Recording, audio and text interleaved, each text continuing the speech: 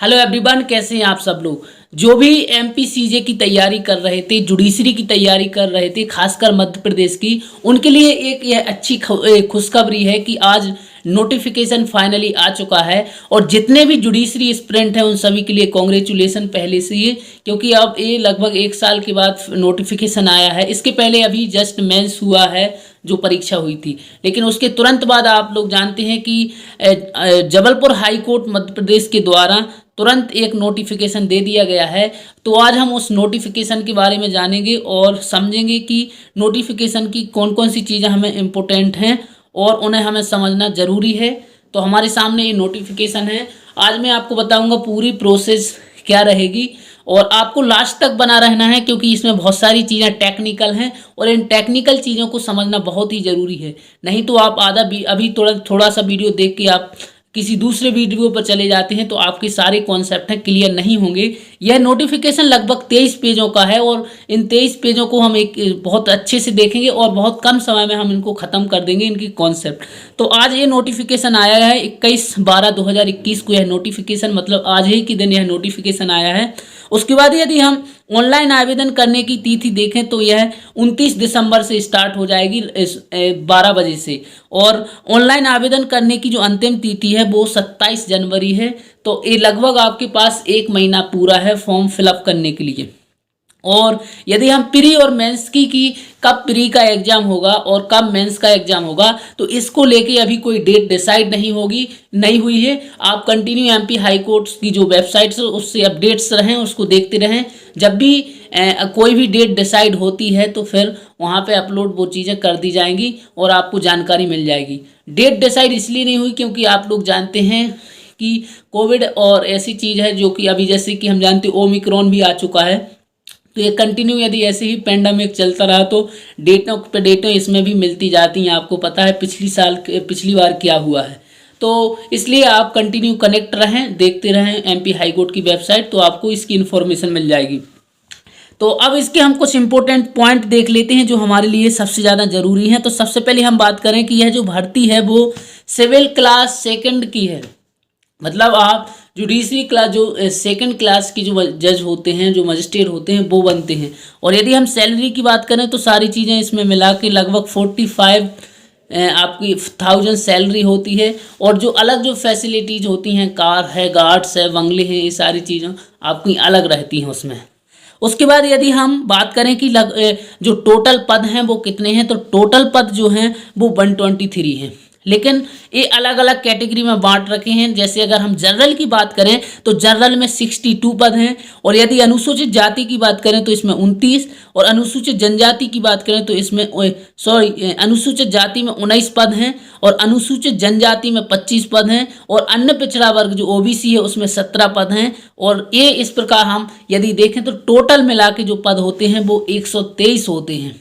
ठीक है, तो लगभग 123 हैं, और इनमें भी अलग अलग आरक्षण रहता है। जैसे यदि आप मध्य प्रदेश के बाहर हैं और फॉर्म फिलअप करते हैं तो आपके लिए जो है वो जनरल कैटेगरी सिलेक्ट करना है, और जनरल कैटेगरी से ही आपको कंपटीशन करना पड़ेगा। और यदि जो डिसेबल हैं, मतलब जो पर्सनल, इसमें जो the rights of person with disability act 2016 का है, जो विकलांग व्यक्ति हैं उनके लिए लगभग 4% का इसमें कोटा रहता है। उसके बाद यदि हम सबसे इम्पोर्टेंट चीज़ इसमें देखें तो अब हम बात करते हैं कि इसके लिए योग्यता क्या है। सबसे ज़्यादा क्वेश्चन यही पूछा जा रहा है कि क्या सर फाइनल ईयर के लॉ स्टूडेंट भी फॉर्म फिलअप कर सकते हैं। तो इसका यदि हम प्रोविज़न पढ़ें तो इसमें लिखा है कि भारत का नागरिक हो, मान्यता प्राप्त विद्यालय से विधि संकाय में स्नातक की उपाधि धारक हो, या आवेदन करने की अंतिम तिथि तक परीक्षा उत्तीर्ण कर ली हो। मतलब कि जब आप फॉर्म भरें तो आपके पास डिग्री फाइनल ईयर की अंक सूची होना जरूरी है। तो जो 5th सेम में है या जो अभी 6th सेम पढ़ रहे हैं, तो और यदि उनका एक अभी तो फिर चांसेस ही नहीं है, तो सीधी सी बात है जिन्होंने फाइनल ईयर कर ली है उनके लिए ये अच्छा चांस है। जो अभी जस्ट पास आउट हुए हैं और अगर तैयारी कर रहे थे तो उनके लिए एक बहुत ही अच्छा मौका है सीधा सिविल जज बनने का। उसके बाद यदि हम आयु की बात करें तो इसमें लिखा है आयु सीमा लगभग आयु सीमा 1 जनवरी 2021 को 21 वर्ष की आयु पूरी कर ली हो, किंतु 35 वर्ष, सीधी सी बात है कि 1 जनवरी को उसने 21 वर्ष की आयु पूरी कर ली हो और 35 वर्ष से ज़्यादा ना हो, तो 21 से 35 वर्ष के बीच के जो व्यक्ति हैं इस फॉर्म को फिलअप कर सकते हैं। उसके बाद अगर हम सबसे ज़्यादा इम्पोर्टेंट चीज़ देखें तो इसमें कुछ लोगों के लिए आयु की जो सीमा है उसमें कुछ छूट दी हुई है, जैसे मध्य प्रदेश शासन के किसी भी संवर्ग के स्थायी अस्थायी कर्मचारियों हेतु 21 से 38 वर्ष तक दी हुई है।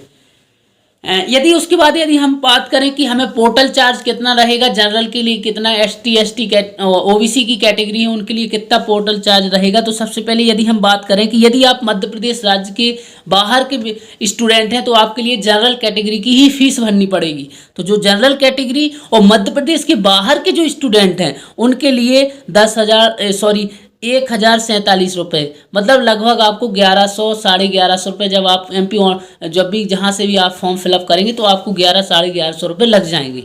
उसके बाद यदि हम बात करें ST SC OBC, इनके लिए इसमें जो दिया हुआ है वो 647 रुपये दिया हुआ है और कुल मिला के आपको 700 साढ़े 700 रुपये लग जाएंगे आप जब MP ऑनलाइन में जाएंगे तो।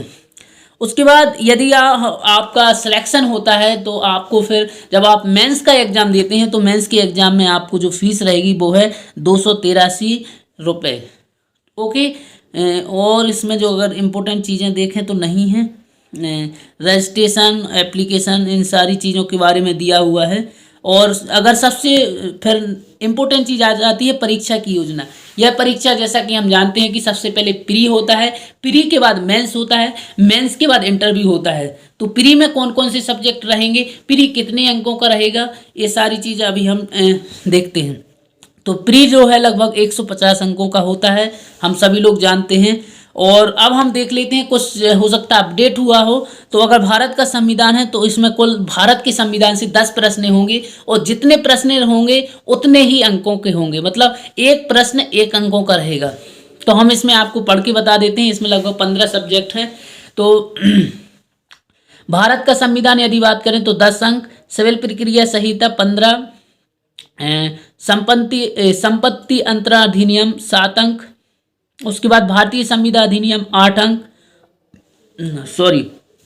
उसके बाद यदि हम बात करें स्पेसिफिक रिलीफ एक्ट की तो 6 अंक का रहेगा, लिमिटेशन एक्ट 4 अंक, मध्य प्रदेश स्थान नियंत्रण अधिनियम 5 अंक, मध्य प्रदेश भू राजस्व संहिता 5 अंक, भारतीय साक्ष्य अधिनियम, इंडियन एविडेंस एक्ट 15 अंक, इंडियन पेनल कोड 15 अंक, CRPC 15 अंक, नेगोशिएबल इंस्ट्रूमेंट एक्ट 5 अंक, सामान्य ज्ञान 20 अंक, कंप्यूटर ज्ञान 10 अंक, अंग्रेजी ज्ञान 10 अंक। और इस प्रकार टोटल मिला के यदि हम देखें तो टोटल मिला के जो होता है वो है 150। तो 150 में आपकी सारे जो सब्जेक्ट्स हैं वो क्लियर हो जाते हैं और जो प्री का जो एग्जाम होता है वो 150 अंकों का कुल मिला के होता है। उसके बाद इसमें हम अगर इम्पोर्टेंट चीज़ देखते हैं क्या है, उसके बाद ये मेंस की अगर हम देखें तो मेंस में जो पहला हमारा जो पेपर होगा जिसमें कि प्रथम प्रश्न पत्र संविधान सिविल विधि एवं प्रक्रिया विधि का होगा, जिसके लिए 100 अंक निर्धारित हैं। तो सबसे पहले भारत का संविधान, फिर सिविल प्रक्रिया संहिता, फिर सिविल संपत्ति अंतरण अधिनियम, उसके बाद भारतीय संविदा अधिनियम, विनिर्दिष्ट अनुतोष अधिनियम और परिसीमा अधिनियम। तो ये हो गया सिविल का। उसके बाद द्वितीय प्रश्न पत्र लेखन एवं संक्षेपण का होगा, जिसके लिए 100 अंक निर्धारित हैं। तो लेख सामाजिक विषय पर 20 अंक, लेख विधिक विषय पर 20 अंक, संक्षिप्तीकरण लेखन 20 अंक, हिंदी से अंग्रेजी में अनुवाद 20 अंक, अंग्रेजी से हिंदी में अनुवाद। इसलिए मैं बोलता हूँ कि हमेशा आपकी जो लैंग्वेज है दोनों पे अच्छी पकड़ होना चाहिए, इंग्लिश और हिंदी में, तब क्योंकि ये यहाँ पे 20-20 अंकों का है जो मेंस में बहुत ज़्यादा मैटर करता है।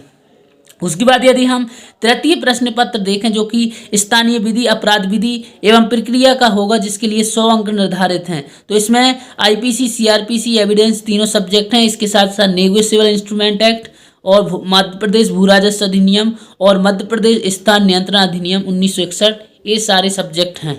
उसके बाद यदि हम चतुर्थ प्रश्न पत्र देखें जो कि निर्णय लेखन का होगा, जिसके लिए 100 अंक निर्धारित हैं। और चतुर्थ प्रश्न पत्र का पाठ्यक्रम इस प्रकार है: विवादकों का स्थिरीकरण 10 अंक, आरोपों की रचना 10 अंक और निर्णय आदेश जो है सिविल का जो लेखन है वो 40 अंक, और निर्णय आदेश दांडिक लेखन वो है 40 अंक का। इस प्रकार हमारे जो हैं चारों जो मेंस के पेपर होते हैं वो ख़त्म होते हैं।